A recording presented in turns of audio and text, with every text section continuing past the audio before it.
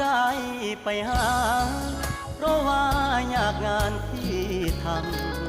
ำบ่ได้ใจดำยังกึดน้ำตัวน้องคือเก่าบ่ได้เปลี่ยนไปหัวใจอ้ายยังห่วงเจ้าบ่ได้ปล่อยให้เงาเสาร์อาทิตย์ติดงานโอทีได้แต่โทรหาน้องคงจะไม่ว่ากันบอกเคยเปลี่ยนพันสัญญาหากมันคนดีบ่ได้กักมีกิ๊กบ่ได้หลีกสัญญาที่มีย้อนงานยุ่งอีลีคนดีอย่าเครียดอายเด้อขอหาสุมือ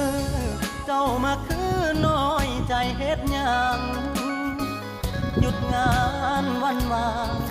จะเดินทางเพื่อไปพบเจออย่ามาสงสัยว่า